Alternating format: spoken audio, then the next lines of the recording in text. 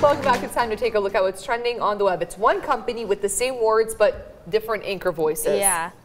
This is facing a lot of backlash. Sinclair Broadcast Group, they are showing their anchors reciting the same speech, warning against bias and false news. The company has long been criticized for pushing conservative coverage and commentary onto local airwaves. Sinclair says that it's simply warning their viewers about the dangers of fake news circulating on social media. Yeah, now we're all in this game as far. Yeah, they come to us and say, we need you to read a promo sometimes on the air. We just and you read can't them. make edits. Right, we can make edits, but we don't realize if it's being done company-wide or whatever. So I don't really blame a lot of these anchors, and a lot of people were trying to say, well, they should just resign on principle. But you don't understand how hard it is to get one of these jobs, or how many years it takes. You have to uproot yourself and move out of the area you grew up in. Plus, people have families already. You can't just get up and move. Your kids are in school. Sinclair has top market stations. They have over 190. So, I mean, all these people. Plus, they just purchased Tribune Media, so they're going to add a lot more to that. There you go. If that goes through. Yeah. But here's the funny part. I mean, everybody says, like, you know, okay, the media slants one way or the other. I'm much more appreciative of a news organization with telling me at least what they're going to do. If they're 100% honest, rather than, you know, try to do it on the down low, as we like to say. So when I watch the news, you know, if I watch MSNBC or CNN, I see that they have a completely different agenda than Fox News. I just see that. Yeah. In my local news, I want it to be right down the middle. Don't you guys do too? And I think that's what those promos were trying to say, but now people are saying, you know, the rest of the national news is not down the middle. So we, you know, at Sinclair are doing X, Y, Z. Yeah. And for whatever reason, it's really made a lot of people mad. But now you have an update from Donald Trump. President Trump just tweeted 19 minutes ago saying the fake news networks, those that knowingly have a sick and biased agenda, are worried about the competition and quality of Sinclair broadcast. He says the fakers at CNN, NBC, ABC, and CBS have done far worse reporting, dishonest reporting, that they should only be allowed to get awards for fiction. This is 19 minutes ago. That's a long tweet. It's a long tweet. That's a very busy tweet. Long tweet. And this comes after his support yesterday for Sinclair. Listen, if somebody wants to watch the national news and get that channel's out there.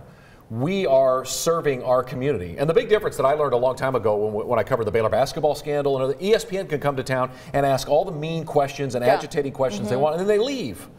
We see our constituents at the grocery store, in the restaurants. We're not out to burn people's bridges and make them look bad or say nanny, nanny, nanny in your face. That's not what we do here as a TV station. We really do try and remain down the middle. We're in a red state. A lot of people here voted for Donald Trump. A lot of people didn't. And that's just the way it is. So we just try to lay it out. But there you go. With a little bit of fun in the mornings, right? Speaking of fun. Okay, speaking of Trump, too, moving on, the White House hosted its annual Easter egg roll yesterday. Trump's speech got serious about talking about the military budget, and the bunny just kind of stood there. It's Spicy Bunny. It's Spicy Bunny, yeah. Many people think it was Sean Spicer in the suit. This is from yesterday. And what the picture you had just seen was from the Bush administration when he was the Easter Bunny. Did they rehire him? Did he do such a good job as the bunny that they brought him back? You know, they were expecting over, what, 30,000 people. Wow. That's a huge event. Yeah, that's a lot of kids. And by the way, guys, they call it the Easter egg roll now. It's no longer called an Easter egg hunt because that's a derogatory term or something. Yeah. Because people in Texas hunt.